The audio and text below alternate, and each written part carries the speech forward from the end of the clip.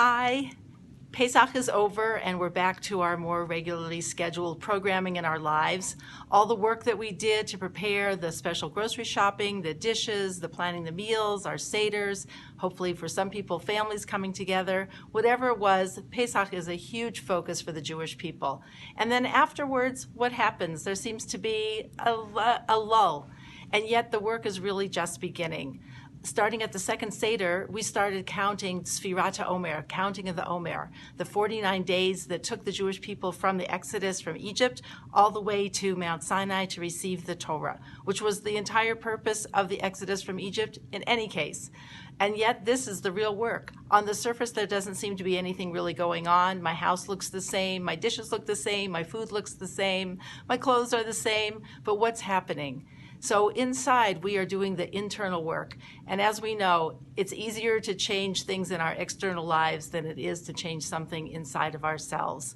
So for 49 days, we are going through a step-by-step process of focusing on building our character, our qualities, our personal ability to have a relationship with the infinite creator of the universe. This process is called Sfirat HaOmer, which means to count the Omer. And the time that we are doing this during these 49 days, this counting, we are counting both days and weeks. So this idea comes from Rabbi Moshe Shapiro, who makes note of why are we counting days and weeks? Are we counting minutes? Are we counting seconds? Are we counting months? What are we doing?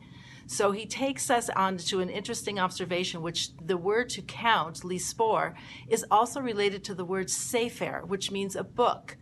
And we think about what is a book. A book is made up really just of letters, which are put together into words and sentences and chapters until we have something which hopefully all together creates one united whole that is giving a message.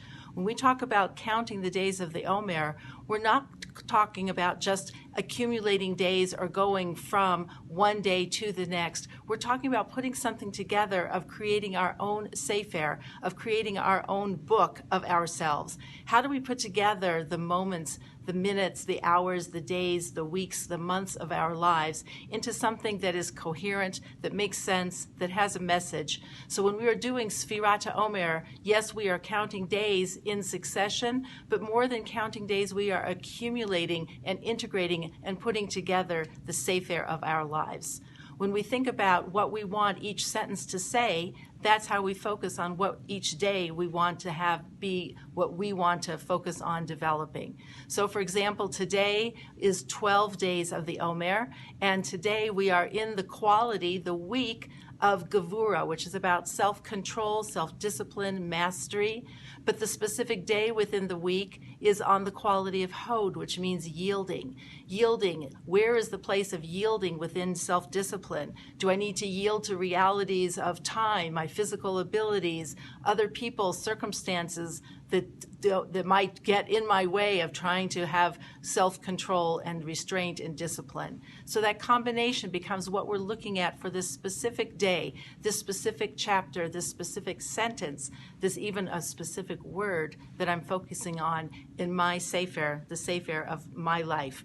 That I hope that after 49 days of collecting all of this and putting it together, that when we stand at Mount Sinai, figuratively, truly, and receive the Torah on Shavuot, that the sefer, the book that I bring of myself and of my life to that day, will be even a better, updated version than the one I brought last year.